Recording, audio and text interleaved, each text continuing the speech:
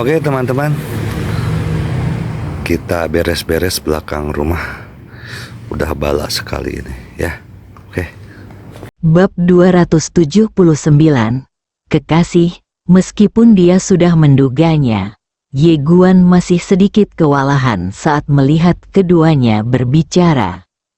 Bawan benar-benar dewa, dia bukan manusia, tapi Tuhan. Ye Guan menggelengkan kepalanya dan tersenyum, dan berkata dalam hatinya, "Senior, kamu sudah tahu?" Wanita misterius itu berkata, "Ya." Ye Guan tersenyum dan berkata, "Senior juga harus menjadi dewa, kan?" Setelah hening beberapa saat, wanita misterius itu berkata, "Iya, juga dewa." Ye Guan tertawa, "Apakah kamu bermain-main denganku di sini?" 8 mangkuk itu adalah dewa. Wanita senior misterius itu juga seorang dewa. Ye Guan tiba-tiba bertanya lagi, "Tuan Ta, bukankah kamu juga seorang dewa?" Xiao Ta berkata, "Sebenarnya, kamu juga seorang dewa." Wajah Ye Guan langsung menjadi gelap. Saat ini, Bawan tiba-tiba menoleh ke arah Ye Guan. Dia menatap Ye Guan dan tersenyum. "Aku teringat beberapa hal dari masa lalu." Ye Guan menarik kembali pikirannya. Dia berinisiatif memegang tangan Bawan dan berkata sambil tersenyum, "Terus kenapa?" Bawan memandang Ye Guan dan tidak berkata apa-apa. Ye Guan hendak berbicara ketika Bawan tiba-tiba berkata, "Namanya Yan Cijing, dan nama saya Yan Cisu. Kami adalah saudara kandung." "Saudari?" Tubuh Ye Guan membeku dan ekspresinya membeku. "Apakah hubungan Anda begitu kuat?" Bawan berkata lagi, "Aku juga punya nama, yaitu tak egois sejati." Sangat tidak mementingkan diri sendiri, tubuh Ye Guan sedikit gemetar. Orang yang telah membuka jalan melampaui 3.000 jalan benar-benar tidak mementingkan diri sendiri. Ye Guan meraih tangan Bawan dan melepaskannya perlahan. Bawan menatap Ye Guan, senyuman di wajahnya masih ada. Namun saat Ye Guan perlahan melepaskan tangannya, tiba-tiba air mata muncul di wajahnya. Pada saat ini, Ye Guan tiba-tiba meraih tangannya lagi. Dia dengan lembut menyeka air mata di wajah Bawan dan berkata dengan lembut, "Aku tahu asal-muasalmu tidak sederhana, dan aku juga menduga kamu mungkin adalah dewa.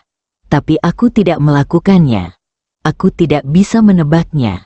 Ayolah, kamu benar-benar tidak mementingkan diri sendiri." Sangat tidak mementingkan diri sendiri, benar-benar sebuah legenda. Namun, bukan hanya Ye Guan, tapi mungkin semua orang tidak pernah menyangka bahwa sifat tidak mementingkan diri sendiri yang sebenarnya juga merupakan dewa alam semesta yang sebenarnya. Bawan memegang tangan Ye Guan dan berkata dengan lembut, "Alangkah indahnya jika ingatanku tidak pulih." Ye Guan berkata dalam hatinya, "Senior, apakah ini jebakan yang kamu buat?" Suaranya dingin. Wanita misterius itu berkata, "Saya meminta Anda untuk mendapatkan sutra tinju tak terkalahkan. Dan saya tidak meminta Anda untuk berhubungan dengan orang lain, apalagi tidur dengan mereka. Saya juga sangat terkejut bahwa banyak hal telah berkembang seperti ini. Kamu bilang kenapa kamu ingin tidur dengan orang lain? Apa yang harus kamu lakukan sekarang?" Ye Guan terdiam.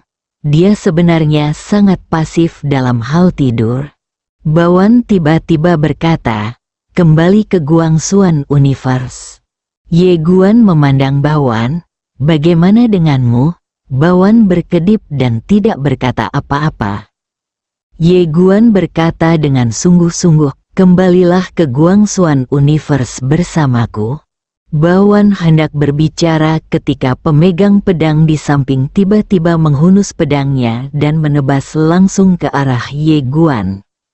Kecepatannya sangat cepat sehingga Ye Guan tidak bisa menahannya.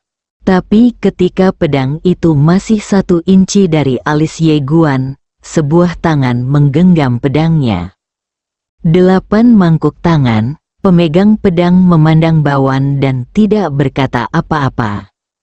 Bawan mengambil pedangnya dan tersenyum. "Cijing, temperamenmu masih sama. Kamu suka berkelahi kapanpun kamu berbeda pendapat." Setelah mengatakan itu, dia menjentikkan jarinya dan pedang itu terbang kembali ke pemegang pedang. Pemegang pedang memandang Bawan. "Kamu ingin dia kembali?" Suaranya dingin. Bawan mengangguk. Mata pemegang pedang menjadi dingin sejenak. "Tahukah kamu dia adalah musuh kita?" 8 mangkuk keheningan. Pemegang pedang menatap Bawan. "Tahukah kamu?" Bawan terkekeh dan berkata, "Cijing, kita sudah bertahun-tahun tidak bertemu. Apakah kita akan saling balas dendam saat bertemu?" Pemegang pedang itu tanpa ekspresi dan tidak berbicara, tapi dia memancarkan aura yang kuat dan kejam. Jelas sekali dia sangat marah. Bawan memandang Ye Guan. Dia tidak bisa mengalahkan Cijing sekarang. "Pria di dalam dirimu, jadi aku akan mengirimmu pergi nanti." Ye Guan menggelengkan kepalanya dan langsung menyela Bawan. "Bagaimana denganmu?" Bawan berkata lirih, "Saya dari alam semesta nyata." Ye Guan menatap Bawan. "Jadi, setelah perpisahan hari ini, lain kali kita bertemu, apakah kita akan menjadi musuh?" 8 mangkuk keheningan. Suara Ye Guan melembut, "Bawan, ikuti aku." Melihat hubungan keduanya, pemegang pedang tiba-tiba mengerutkan kening. Awalnya, dia tidak memikirkannya dalam beberapa aspek karena menurutnya itu tidak mungkin. Tapi sekarang dia melihat mereka berdua berpegangan tangan, saling bersentuhan, dia menyadari ada sesuatu yang tidak beres.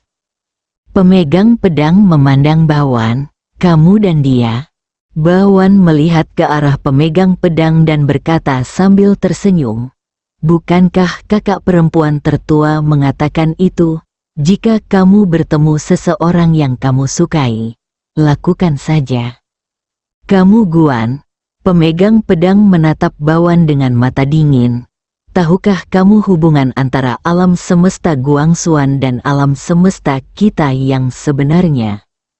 Bawan tersenyum dan berkata, "Saya tidak tahu saat itu, tapi kalaupun saya tahu, saya akan melakukannya. Jika Anda menyukai seseorang, mengapa repot-repot dengan banyak hal?" Pemegang pedang tiba-tiba menjadi marah dan mengayunkan pedangnya ke arah Ye Guan yang berdiri di samping. Saat ini, Bawan berdiri di depan Ye Guan, dan dia tiba-tiba meninju. Ledakan, dengan pukulan ini, sebuah pukulan memblokir pedang pemegang pedang. Saat ini kekuatan Bawan telah mengalami perubahan yang menggemparkan. Melihat Bawan menyerangnya, mata pengguna pedang itu tiba-tiba dipenuhi amarah. Dia tiba-tiba bergegas maju dan menyerang dengan pedang lain. Kali ini, Bawan tiba-tiba menarik Ye Guan ke belakangnya, lalu meninju lagi. Ledakan, dengan pukulan ini, kekuatan yang kuat langsung memblokir pedang pengguna pedang itu. Di saat yang sama, kekuatan lembut mengirim Ye Guan ribuan kaki di belakangnya. Melihat pemandangan ini, ekspresi pemegang pedang tiba-tiba menjadi ganas. "Kamu benar-benar menyerangku demi dia." Marah, kekuatan pedang yang kuat keluar dari tubuhnya seperti gelombang. Dunia di lapangan menjadi ilusi saat ini. Bawan memandang ke arah pemegang pedang dan berkata sambil tersenyum, setelah bertahun-tahun, kamu masih sangat marah. Pemegang pedang menatap Bawan. Apakah kamu bersikeras melindunginya hari ini? Bawan menatap langsung ke arah pemegang pedang. Cijing, kamu tidak bisa membunuhnya. Nadanya tidak menyisakan ruang untuk keraguan. Ada bekas rasa jijik di sudut mulut pemegang pedang. Kalau begitu, ayo kita coba. Saat suara itu jatuh, dia tiba-tiba menghilang dari tempatnya. Dan hampir di saat yang bersamaan, Bawan juga menghilang di tempatnya. Cahaya tinju dan cahaya pedang tiba-tiba meledak dari lapangan. Ledakan, saat suara ledakan bergema, Bawan dan pemegang pedang langsung memasuki ruang dan waktu tanpa batas. Namun, begitu keduanya memasuki ruang dan waktu tanpa batas, ruang dan waktu tanpa batas menjadi ilusi. Bahkan ruang dan waktu yang tak terbatas tidak dapat menahan kekuatan mengerikan dari kedua orang ini. Pengguna pedang jelas dipenuhi api, dan setiap pedang mengandung kekuatan untuk menghancurkan dunia. Pada saat ini, kekuatan Bawan juga sangat menakutkan. Menghadapi ujung pedang yang sangat kuat dari pengguna pedang, dia sama sekali tidak kalah. Pertarungan antara kedua wanita itu jauh lebih intens dari pertarungan sebelumnya antara pemegang pedang dan Kaisar King. Di lapangan, Ye melihat ruang dan waktu yang gelap dan bertanya dalam hatinya, "Senior, apakah kamu mengenal Tuhan yang benar?" Setelah hening sejenak, wanita misterius itu berkata, "Kami mengenalmu." Ye Guan menyipitkan matanya sedikit. "Apakah kamu familiar?" Wanita misterius itu berkata, "Kami tidur bersama." "Kamu Guan?" Xiao Ta tiba-tiba bertanya, "Jenis yang murni?" Wanita misterius itu berkata, "Xiao Ta, aku benar-benar ingin memukulmu." "Xiao Ta," wanita misterius itu berkata dengan lembut, "Aku tahu kamu penasaran dengan hubunganku dengan Bawan dan Dewa Sejati, tapi aku tidak ingin membicarakan hal itu di masa lalu." Ye Guan mengangguk sedikit. Senior tidak mau mengatakannya, jadi aku tidak akan memaksanya. Namun, ada satu hal yang ingin aku tanyakan pada senior. Senior harusnya mengetahui dendam antara Guangxuan Universe dan Zen Universe. Tapi senior tetap saja ikuti saya. Jadi senior ingin akankah kita melawan alam semesta nyata dengan alam semesta Guangxuan kita? Setelah terdiam beberapa saat, wanita misterius itu berkata, "Masalah ini sangat rumit, dan saya tidak bisa menjelaskannya dengan jelas kepada Anda. Singkatnya, saya tidak punya niat buruk terhadap Anda atau Guangxuan Universe. Sedangkan untuk mengikuti Anda, di sana adalah alasan lain." Ye Guan mengangguk sedikit dan tidak berkata apa-apa lagi. Dia tahu bahwa pihak lain tidak boleh memusuhi dia dan Xiao Ta. Jika tidak, ayahnya pasti tidak akan mengatur pihak lain di sisinya. Tidak ada ayah yang penipu di dunia ini. Apalagi setelah bergaul dengan senior misterius ini, dia juga banyak membantunya, dan dia tidak bermaksud jahat. Namun, dia menjadi semakin penasaran dengan identitas asli pihak lain. "Pernahkah Anda tidur dengan Tuhan yang benar?" Wanita senior misterius ini tidak sederhana. Pada saat ini, ruang dan waktu tak terbatas di kejauhan tiba-tiba bergetar hebat, dan pemegang pedang langsung terlempar ke belakang. Namun, Bawan juga terpaksa mundur puluhan ribu kaki oleh pedang si pengguna pedang. Namun Bawan tidak melawan lagi, melainkan keluar dari ruang dan waktu tersebut, disusul oleh pemegang pedang. Bawan memandang ke arah pemegang pedang. "Aku tidak ingin melawanmu." Pemegang pedang menunjuk ke arah Ye Guan di kejauhan. "Hari ini, Aku harus membunuhnya. Bawan menatap langsung ke arah pemegang pedang. Tidak. Saat dia berbicara, dia perlahan menggenggam tangannya. Pemegang pedang tiba-tiba menunjuk ke tenggorokannya. Setelah diperiksa lebih dekat, dia melihat bekas luka di sana. Pemegang pedang memandang ke arah Bawan. Apakah kamu masih ingat bekas luka ini? Saat kita di Sichun, kamu hampir dipukuli sampai mati oleh orang luar. Aku melindungimu dan memblokir pisaunya untukmu, dan aku hampir menggerakkan kepalaku. Apakah kamu ingat? 8 mangkuk keheningan. Pemegang pedang melanjutkan, dalam pertempuran di kota iblis, kamu terluka parah oleh iblis besar. Aku menggendongmu selama 3 hari 3 malam kembali ke Sichun. Saat itu, kakiku diamputasi dan aku menghabiskan 3 bulan di tempat tidur. Hampir mati. Apakah kamu ingat? Bawan melihat ke arah pemegang pedang dan tidak berkata apa-apa. Pemegang pedang tiba-tiba berjalan perlahan menuju Bawan. Dalam pertempuran dengan klan Botian, kamu dikepung oleh 12 kaisar puncak.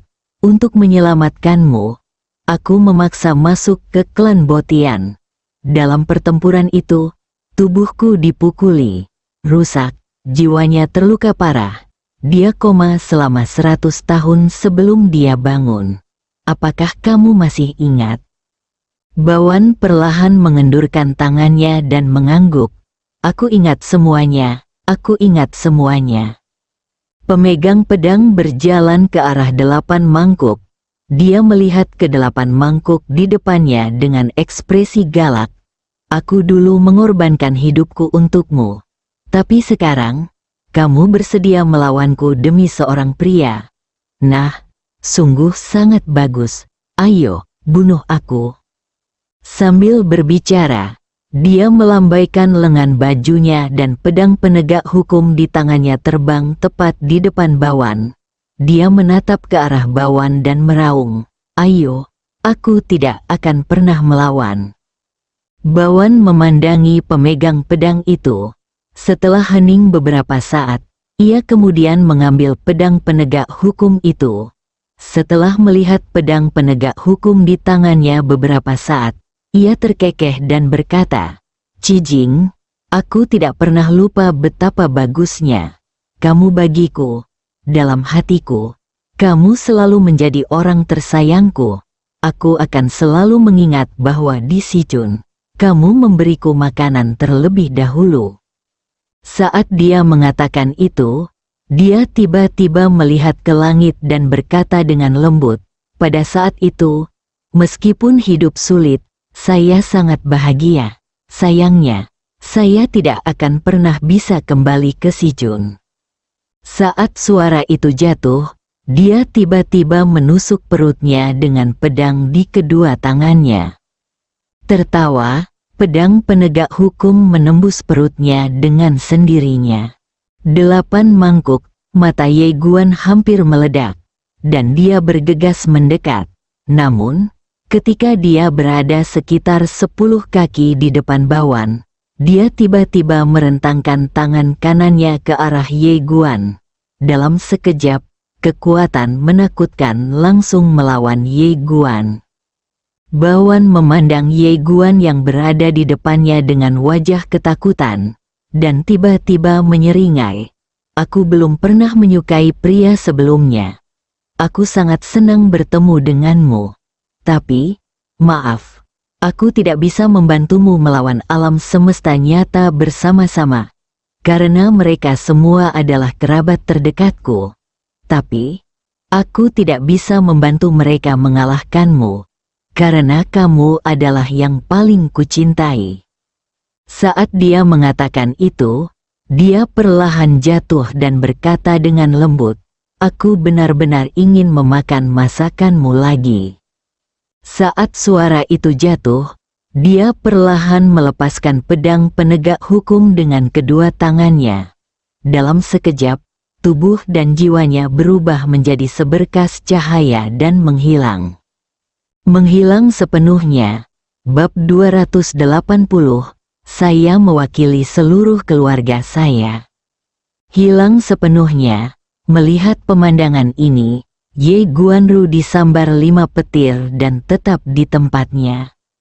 Dan ketika kekuatan Bawan menghilang, ia bergegas menuju Bawan seperti orang gila. Saat ini, jiwa dan raga Bawan telah hilang sama sekali, hanya menyisakan mangkuk besar. Melihat mangkuk di depannya, Ye Guan terjatuh ke tanah. Di sampingnya, pemegang pedang melihat ke mangkuk besar di depannya dan tetap di tempatnya. Dia tidak menyangka Bawan akan mengambil pilihan seperti itu. Pemegang pedang sepertinya telah kehilangan jiwanya dan berbisik, "Kenapa? Kenapa?" Ye Guan tiba-tiba duduk dan berkata dengan suara gemetar, "Senior, tolong." Tidak, wanita misterius itu berbisik, pilihannya sendiri tidak bisa menyelamatkannya sama sekali. Ye Guan dengan cepat bertanya lagi, "Tuan Ta?"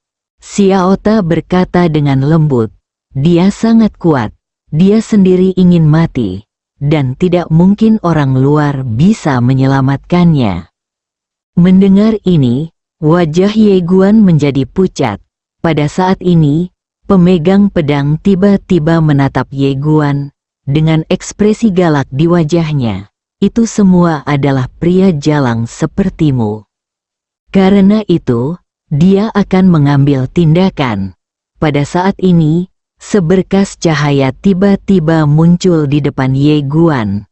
Di dalam sinar cahaya, berdiri seorang wanita. Pemegang pedang memandang wanita yang bersinar itu, matanya sedikit menyipit, "Itu kamu?" Wanita di Xiaguang berbisik, "Cijing, kamu tidak berubah sama sekali." Pemegang pedang memegang erat pedang penegak hukum, dengan wajah galak, dan meraung, "Kamu ingin membantunya juga?" Wanita di Xiaguang menghela nafas pelan dan tidak berkata apa-apa. "Aku tahu." Pemegang pedang tiba-tiba berkata dengan gila, "Aku tahu bahwa Cisu dan kamu menyalahkan kakak perempuan tertua atas apa yang terjadi pada Si Chun saat itu. Dan aku juga menyalahkannya. Setelah itu terjadi, aku juga memukulinya dan memarahinya. Tapi ini bukan berarti kamu harus mengkhianatinya, mengkhianati Ishimura, dan mengkhianati alam semesta yang sebenarnya." Wanita di Xiaguang menggelengkan kepalanya. Bawan tidak pernah mengkhianati alam semesta yang sebenarnya. Dia juga tidak mengkhianati kakak perempuan tertuanya. Begitu pula aku. Pemegang pedang menunjuk ke arah Ye Guan dengan marah. "Apakah kamu tahu siapa dia? Dia adalah Raja Alam Semesta Guangxuan." Wanita di Xiaguang bertanya, "Apakah kamu benar-benar berpikir kamu bisa membunuhnya?" Pemegang pedang menyipitkan matanya sedikit dan hendak berbicara ketika wanita di Xiaguang berkata lagi, "Cijing, setelah meninggalkan Si Chun, tidakkah kamu memperhatikan bahwa kita semua perlahan berubah?" Wajah pemegang pedang itu tanpa ekspresi dan matanya dingin. "Dalam analisis terakhir, kamu tidak puas dengan kakak perempuan tertua karena apa yang terjadi pada Si Chun saat itu. Aku juga tidak puas dengan apa yang dia lakukan. Tapi melihat ke belakang, menurutku, apa yang harus kita lakukan jika kita berada di posisinya?" Wanita yang bersinar itu terdiam. Pemegang pedang memandang wanita di Xiaguang. "Kakak, apakah dia punya pilihan lain?" Dia tidak punya pilihan lain. Jika dia melakukannya untuk dirinya sendiri, saya akan membunuhnya dengan cara apapun. Tetapi apakah dia melakukannya untuk dirinya sendiri? Dia adalah untuk membuat lebih banyak orang tetap hidup di Si Chun. Saat dia berbicara, dia perlahan menutup matanya. Dia menyelamatkan kita semua. Tapi kita masih mengeluh tentang dia. Tapi dia tidak pernah mengatakan apapun atau menjelaskan apapun, tidak pernah. Wanita di Siaguang menggelengkan kepalanya. Saya tidak membencinya. Saya tahu dia melakukannya untuk kami. Tapi menurut saya apa yang kami lakukan kemudian salah. Pemegang pedang memandang wanita di Siaguang dan berkata dengan dingin. Tapi menurutku itu benar. Di dunia ini, jika kamu tidak memiliki kekuatan yang kuat, pada akhirnya kamu akan diintimidasi. Sama seperti kami di Sichun. Saat itu, kami bersama klan Botian, jika kami kalah dalam pertempuran, menurut Anda bagaimana rakyat kami akan diperlakukan? Wanita yang bersinar itu terdiam. Pemegang pedang melanjutkan, jika kita kalah dalam pertempuran dengan garis keturunan Shinto, apa yang akan kita lakukan? Juga akan ada pertempuran dengan Kaisar Qing, pertempuran dengan alam Panwu, pertempuran dengan kesengsaraan alam semesta. Wanita di Siaguang tiba-tiba berkata, tapi bukankah menurutmu apa yang kita lakukan nanti sama dengan monster besar yang memperlakukan kita saat itu? Kemanapun pasukan ekspedisi lewat, tidak ada sehelai rumput pun yang tersisa. Saat dia berbicara, dia menggelengkan kepalanya sedikit. Dulu kami merasa nasib kami tidak adil dan kami marah. Namun kemudian saya mengetahui bahwa kami marah bukan karena ketidakadilan, tetapi karena kami berada dalam posisi yang tidak menguntungkan dan tidak adil. Saya tidak ingin menghilangkan nasib seperti ini. Itu tidak adil. Tetapi mencoba menempatkan diri Anda pada posisi menguntungkan yang tidak adil dan kemudian berbuat tidak adil kepada orang lain. Berbicara tentang ini, dia tersenyum ringan dan berkata, di atas saya, semua makhluk hidup adalah sama, dan di bawah saya, ada hierarki yang ketat. Anak laki-laki yang membunuh naga itu, mungkin tujuan utamanya bukanlah untuk membunuh naga itu, tapi menjadi naga itu setelah membunuh naga itu. Pemegang pedang memandang wanita di Siaguang. Apakah ada yang salah dengan ini? Beginilah dunia ini. Yang kuat dihormati. Jika kita lemah, alam semesta kita yang sebenarnya akan tertindas sekarang. Akankah musuhmu datang nanti? Alasan bersamamu, jangan naif, oke? Wanita di Siaguang mengangguk sedikit. Saya tidak pernah mengatakan bahwa Anda dan kakak perempuan tertua melakukan kesalahan. Saya hanya tidak ingin memimpin pasukan alam semesta nyata untuk membunuh di mana-mana, itu saja. Pemegang pedang menatap wanita yang bersinar itu. Apakah kamu juga tidur dengan wanita jalang ini? Xiaota, wanita di Siaguang berkata dengan marah. Apakah kamu tahu cara mengobrol? Saat dia berbicara, dia melambaikan lengan bajunya, dan seberkas cahaya melesat ke arah pemegang pedang.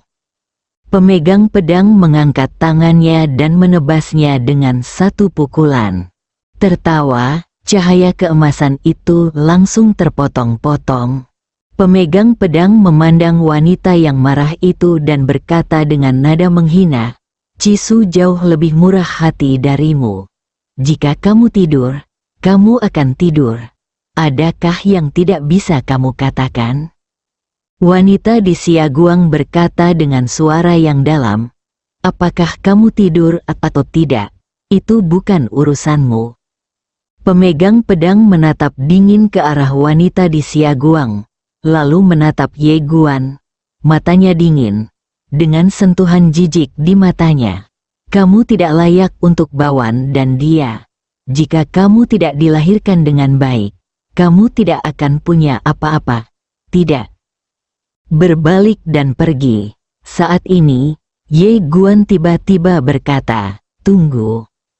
Pemegang pedang berhenti dan menoleh ke arah Ye Guan. Ye Guan menatap langsung ke pemegang pedang dan berkata, 3 tahun, beri aku 3 tahun, dan aku akan mengalahkanmu. Pemegang pedang menatap Ye Guan dengan ekspresi jijik. Aku akan memberimu 300 tahun. Ye Guan mengangkat jarinya. 1 tahun, hanya 1 tahun. Pemegang pedang memandang Ye Guan dan tidak berkata apa-apa. Ye Guan menatap langsung ke arah pemegang pedang. Dalam 1 tahun, jika aku mengalahkanmu, aku ingin kamu berlutut dan meminta maaf kepadaku. Sambil berkata, Saudara Ye Guan, aku salah. Aku meremehkan orang lain. Jika aku tidak bisa melakukannya, aku berlutut padamu. Aku minta maaf padamu, dan mengakui bahwa kamu benar. Aku sia-sia. Pemegang pedang memandang Ye Guan sejenak dan berkata, Aku akan memberimu waktu 100 tahun. Ye Guan berjalan ke arah pemegang pedang dan berkata, hanya 1 tahun. Pemegang pedang menatap Ye lama sekali dan berkata, Oke, aku akan menunggumu 1 tahun lagi. Setelah mengatakan itu, dia berbalik dan pergi. Wanita yang bersinar tiba-tiba berkata, kesengsaraan di alam semesta sekarang. Pemegang pedang tidak menoleh ke belakang.